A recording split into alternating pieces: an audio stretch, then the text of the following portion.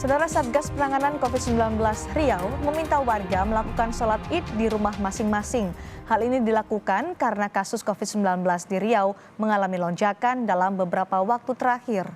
Juru bicara penanganan COVID-19 Riau menyatakan hingga 11 Mei 2021, kasus COVID-19 di Provinsi Riau sudah mencapai 50.010 kasus. Dalam waktu beberapa hari terakhir, penambahan pasien positif COVID-19 mencapai 500 kasus per hari.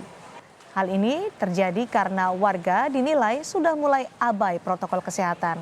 Satgas mengimbau warga untuk melakukan sholat Id di rumah saja pada Idul Fitri besok.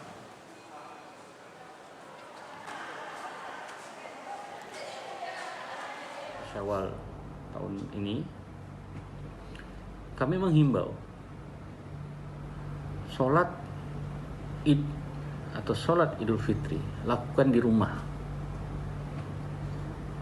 Walaupun saya zonanya kan kuning, saya kan zonanya orange.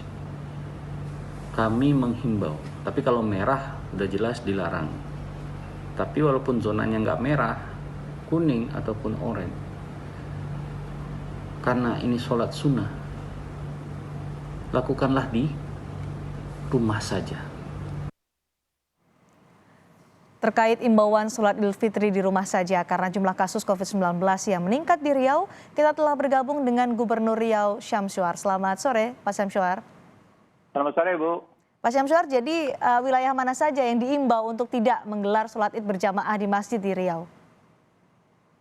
Kami maklumkan kepada Ibu bahwa di Riau ini sekarang zona oranye itu ada 9, Bu. 9 dari 12 kabupaten kota. 3-nya itu zona merah. Jadi zona merah itu ada Pekanbaru, ada Kabupaten Kampar, ada Rokan Hulu. Oleh karena itu memang kami menghimbau agar tentunya masyarakat kita bisa mematuhi himbauan pemerintah di mana zona oranye dan zona merah ini kita harapkan sholatnya di rumah gitu. Jadi ini himbauan ini juga diikut sertakan adanya himbauan dari Majelis Ulama Provinsi Riau dan juga Kekanwil Kementerian Agama Provinsi Riau. Harapan kami ya kiranya ini bisa dipatuhi masyarakat karena tidak mengurangi juga arti kita beribadah sholat di rumah saja gitu. Selain 3 zona merah kemudian 9 zona orange, zona lainnya masih diperbolehkan untuk menggelar sholat Id berjamaah, Pak Syamsuar?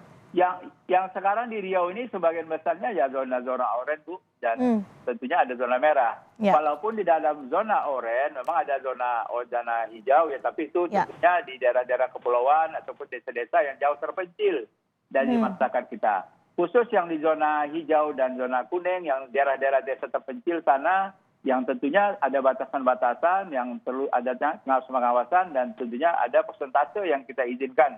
Dan ini juga didukung oleh Majelis Ulama Provinsi Riau. Tadi contohnya kami juga sempat tadi bersama Pak Kapolda dan juga bersama Ketua Majelis Ulama Provinsi Riau dan Kekanwil Agama Provinsi Riau meninjau 2 daerah. Ya, pertama adalah Dumai, ini juga zona oranye, kemudian juga Rokan Hilir sampai tadi daerah perbatasan dengan Sumatera Utara. Ini semua juga kami tadi melakukan pertemuan dengan para ulama di sana agar tentunya para ulama ikut mendukung apa yang diarahkan pemerintah ini dalam rangka memutus rantai penularan COVID-19 di Provinsi Riau.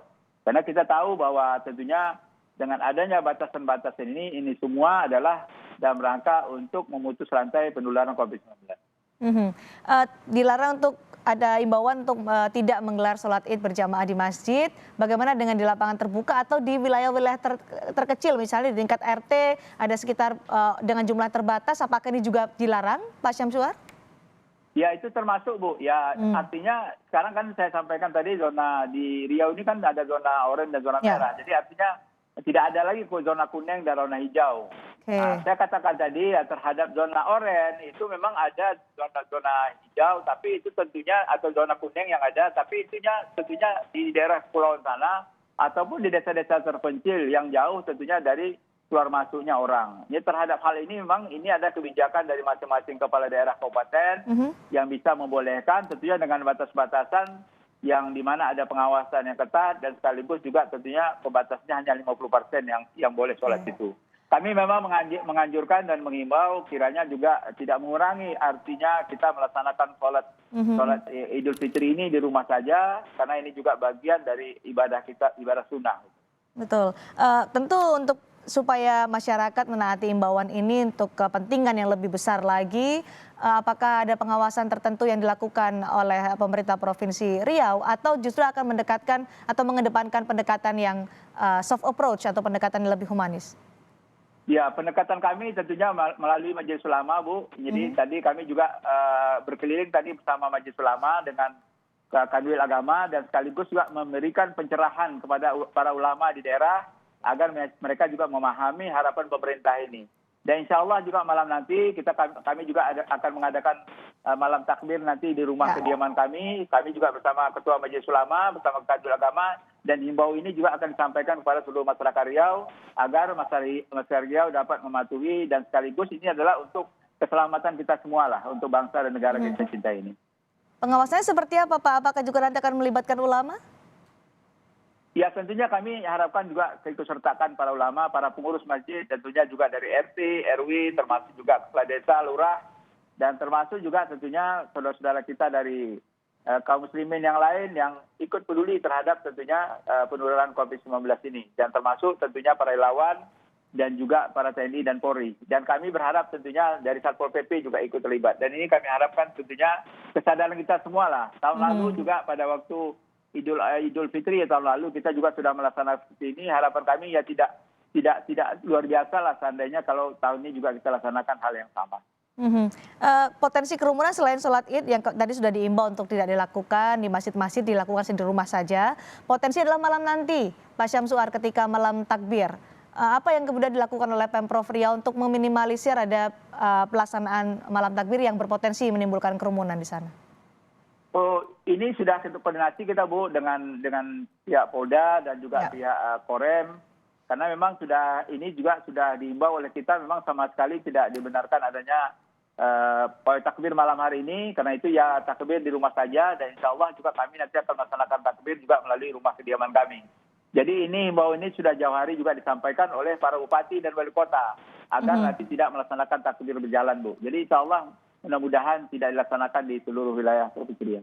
Sejauh ini bagaimana respon dari masyarakat Riau, Pak Syamsuar? Sampai saat ini tak ada respon masyarakat Riau, baik-baik aja. Karena memang tahun lalu juga kita seperti itu, Bu. Jadi kita tidak melaksanakan takbir berjalan juga gitu. Jadi mudah-mudahan juga dapat diikuti, ya termasuk juga tentunya kegiatan open house ya. Biasanya juga di Riau ini terkenal juga dengan silaturahminya dari rumah ke rumah. Ini insya Allah juga ini sudah diimbau oleh pemerintah Provinsi Riau termasuk pemerintah kabupaten kota agar tidak melaksanakan kegiatan silaturahmi dari rumah ke rumah ini dan merangka tentunya agar tidak terjadi kerumunan yang dikhawatirkan oleh kita semua. Nah, antisipasinya seperti apa terkait dengan hal itu, Pak Syamsuar, untuk paling tidak mengimbau masyarakat meminta juga tidak hanya sholat id di rumah tapi juga mengurangi pergerakan orang pada saat Idul Fitri besok? Antisipasinya jelas, Bu, ya petugas-petugas kita sudah siap di lapangan ya dengan bekerjasama dengan semua pihak termasuk juga TNI Polri, sehingga nanti kita harapkan mudah-mudahan ya masyarakat di Riau ini tidak ada seperti hal-hal yang kita khawatirkan lah. Terima kasih, Bu.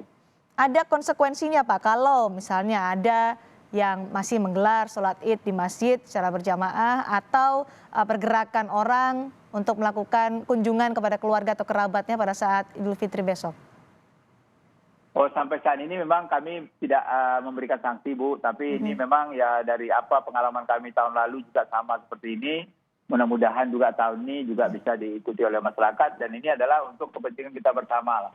Jadi memang di dalam peraturan daerah kami juga tidak ada sanksinya. Tapi ya kami harapkan kesadaran kita semua bahwa ini adalah untuk kepentingan kita bersama.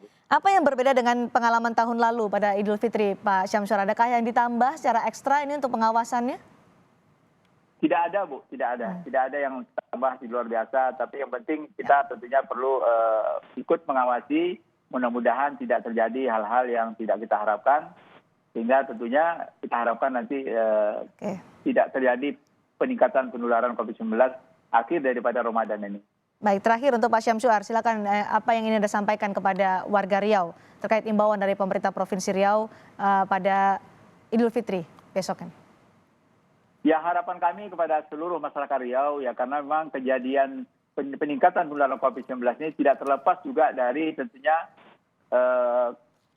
disiplin kita terhadap protokol kesehatan. Karena itu tentunya protokol kesehatan dan himbauan pemerintah ini kiranya bisa diikuti, dan ini adalah untuk kebaikan kita bersama. Dan kami juga tentunya menyampaikan agar kita semua senantiasa berdoa kepada Allah SWT agar musibah ini segera berakhir dari bumi Indonesia yang kita cintai ini. Karena ini adalah merupakan semangat kita bersama, dan kebersamaan kami harapkan karena kejadian sudah, karena apabila kita abai, cuai kita terhadap hal ini tentunya akan mempengaruhi peningkatan penularan COVID-19. Karena itulah mudah-mudahan ya kita tidak berharap terjadi peningkatan setelah Lebaran ini. Ini adalah bentuk ikhtiar untuk menekan penularan COVID-19 di Provinsi Riau khususnya. Terima kasih Pak Syamsuar, Gubernur Riau telah bergabung bersama kami di Kompas Petang.